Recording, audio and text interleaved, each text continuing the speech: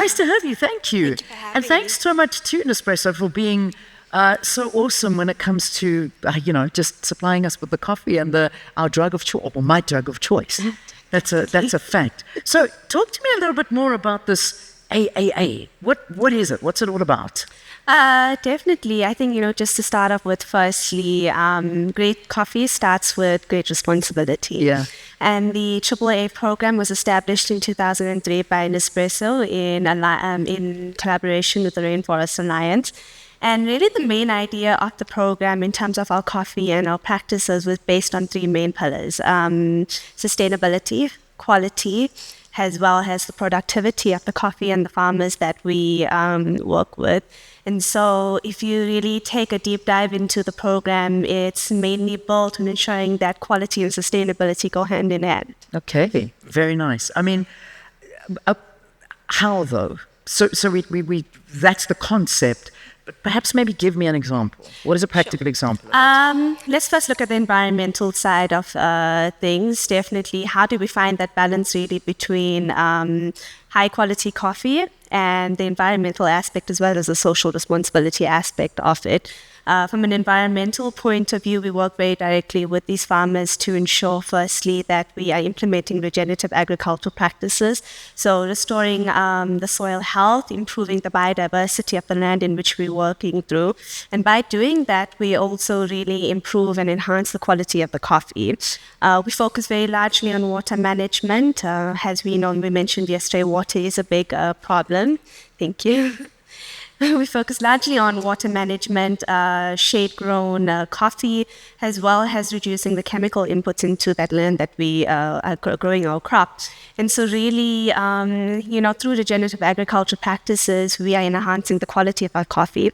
If you look from a social aspect, we work very directly with the farmers once again to ensure fair prices, to ensure economic stability, financial stability for these farmers, as well as long-term livelihoods for the communities in which we work in.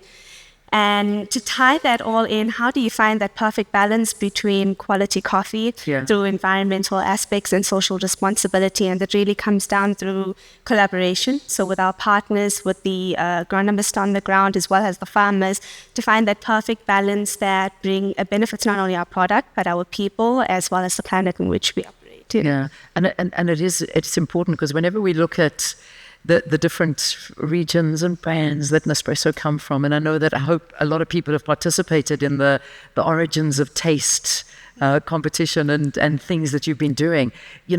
I'm sure it's all relative to the area where it is farmed, and everyone has their own challenges. But perhaps you can sort of talk to us about a couple of the challenges that you find, maybe here in Africa, that the manufacturers and the guys, the farmers that go through on a daily basis. Definitely, we work a lot with farms in East Africa, so mostly Kenya, Ethiopia, and I think some of the biggest challenges, obviously there's many, but the biggest challenges firstly is climate change. Okay. Secondly, economic instability, and thirdly, market volatility. Climate change has brought about a very unpredictable weather. There's rising temperatures that automatically affects coffee production. Yeah. As well as global price increases directly impacts the farmers' financial stability. And that's why it's so important that, the AAA program helps curb those challenges really through, firstly, from a climate aspect. We have climate smart operations, so ensuring that our farmers are adapting to the changes of climate, because that's the most important thing in order to ensure sustainable coffee production. Secondly, from an economic point of view, we ensure fair pricing. We also have long-term commitments with these farmers to ensure that there's financial infrastructure for them to have financial stability.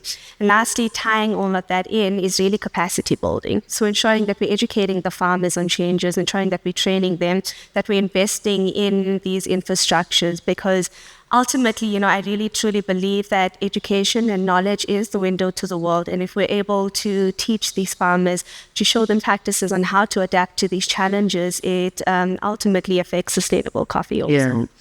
I mean, if you talk about prices, and that was I think it's still ongoing. Yes. I mean, it is becoming incredibly expensive. Yes. Yeah. What are the factors that are contributing to all of that? I think definitely climate change. Yeah, like I think that's a big thing. You know, climate change, supply chain, logistics plays a major role in that also. Yeah. But, you know, that brings in regenerative agriculture. If we are not regenerating the lands in which we work in, it directly impacts coffee production, which also then directly impacts pricing. Yeah, and that's a real thing, I must say. If we look at the long-term goals, though, of the AAA Sustainable Quality Program, how can other industries learn from incentives and models like this? Definitely. You know, the long-term goals of the AAA program really is to continue improving on what we're currently doing from a regenerative agriculture perspective, from the key innovations that we have in farming practices, as well as, for example, we aim that by 2013, at least 98% of the farmers that we work in should have implemented regenerative agriculture practices. From a social aspect, we really want to continue working with organizations such as the Fair Trade to ensure that we're offering fair pay for the farmers, as well as gender equity, which is a big topic nowadays, you know. But really, how can other businesses learn from this model? If you take a deep dive into the model, you'll see that it's a really multifaceted approach to our farming, to our coffee, and the way in which we do business. And we put care into every aspect of our value chain. And so my advice to businesses, especially with these sustainability strategies, to understand that, you know, it's not short-term small investments, but rather it is a long-term investment that they need to invest in, and also look at it from a holistic approach. Yeah, it is. I mean, I'm having a sip of Coffee, enjoying it. I don't know what country it's from, but it's I don't know which one I'm drinking, but I'm enjoying it. You know, me and stats, I love them. In fact, 2.25 billion cups of coffee are consumed daily. Do you know that? 2.25 billion cups of coffee. I mean, this is a monstrous industry. It's huge. I mean, if we could just stop and think about that. I know a lot of you are not necessarily coffee drinkers, but believe me, there are a lot of coffee drinkers out there. But we've spoken about climate change and how 50% of that figure is under threat because of climate change. Yes. And I know we've touched on it, but this is a huge thing. I mean, have you found, because you work in what? You work in 15 different countries. Is that correct? Over 18. Oh, is it 18 now? Yes. 18 Yes, countries. we're growing. And growing. Yes. So each country has its own challenges, but this whole initiative is probably facilitating and helping all of this. Yes. But where, from what you've heard, is perhaps the countries that are really under threat right now for these kind of climate change issues that we're seeing, and it's threatening business? Definitely, I think India is one of these countries. Also in Africa, if you touch on Congo from a regenerative agriculture point of view, I would definitely say those are also one of the countries that are under threat at the moment. Yeah. The farmers are the ones that we hope at the end of the day are benefiting from all of this. We enjoy this, you resell it, things are great. But in terms of equitable portions to the farmers, how do you ensure that they also get their livelihood from all of this? Sure. So we work very closely with Fair Trade, but, you know, just to touch on it, fair pricing really is one of the key cornerstones of the AAA program, because really, you know, sustainable incomes for farmers lead to sustainable coffee production also. So working with the Fair Trade under the AAA program, we firstly ensure premium pricing. So we pay premium payments, for that coffee, and we pay those premium payments really because we understand firstly the quality of our coffee, but also the quality of the farmers that we work with. Yeah. Other ways in which we ensure equitable income for them is through financing. So we offer micro loans as well as infrastructure loans. Fantastic. Yeah, for farmers who really want to increase or change the infrastructure of their farming, we offer that for them.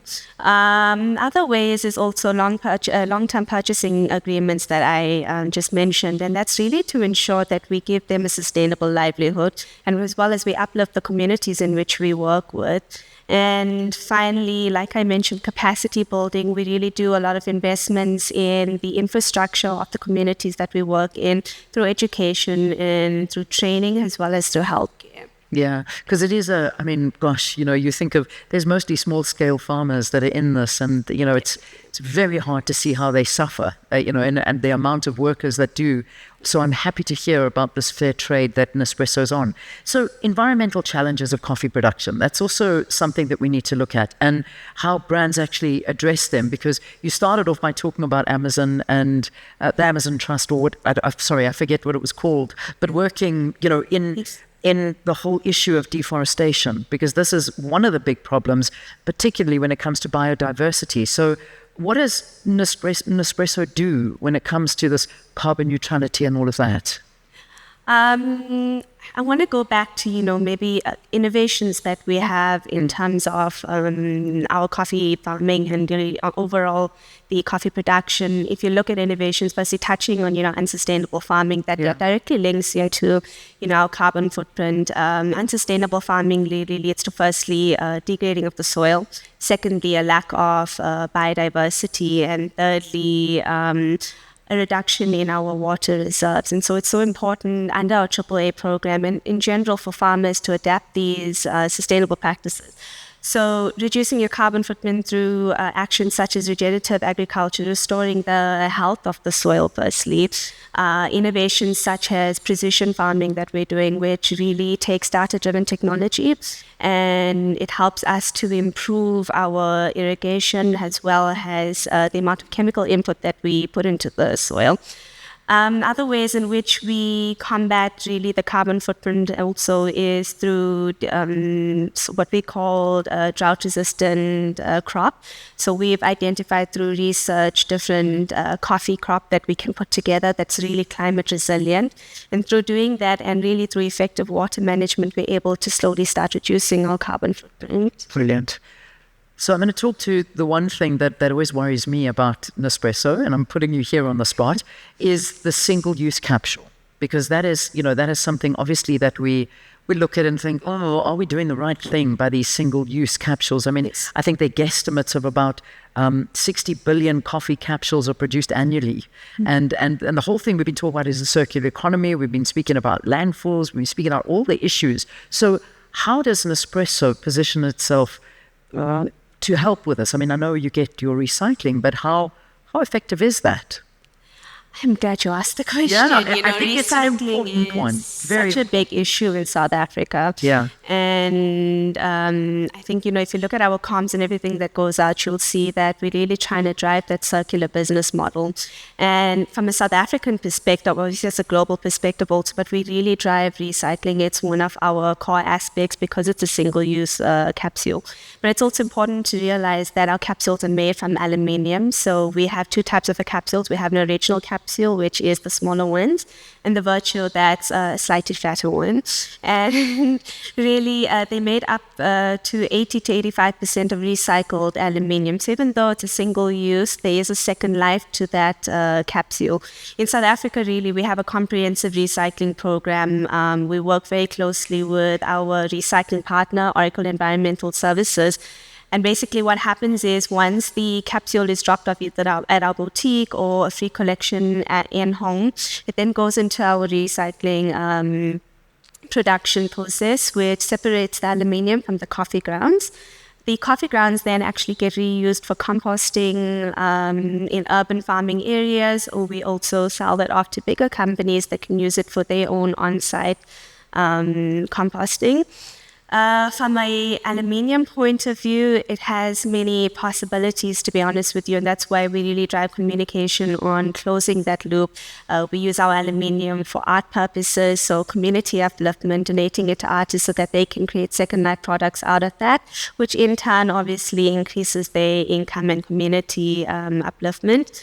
If it doesn't go for art purposes, it then gets repurposed into aluminium sheets, which then sold off also to be used for second life projects. And so I think that's really where, even though it is a single-use capsule, that it does have a second life and it does have a second story to tell, really. Love it. Okay, important. Side note, have you ever met George Clooney? I haven't. I wish I did. You'd think George is our friend. Except George is all our friends. I mean, well, anyway, and listen, I want to wrap it up. Give us a sort of a final parting shot from Nespresso, and to be involved in something like this. I mean, a sustainability conference, it's got to tell you, where the brand falls and positions itself. So talk to us. I think consumers have a big role to play in terms of ethical sourcing, because that's really what the AAA program is based on, is ethical sourcing. And through our purchasing choices, we are able to make more impactful decisions. But it's also up to businesses to educate our consumers on, ethical sourcing. And you do that really through effective storytelling, through certifications that show real life impact, and also through transparency, really. And to tie that in, I think one of the speakers mentioned yesterday, sustainability has become so complex, sometimes so hard to understand for a normal individual that's probably not in this space. And I think it's important for businesses to really break it down, make it easy, make it understandable for consumers so that they can make more informed decisions. But really, my last and final thought that I want to leave the audience with is that there is continuity in sustainability. Yeah, indeed there is. Thank you. Thank you for talking to us. It's been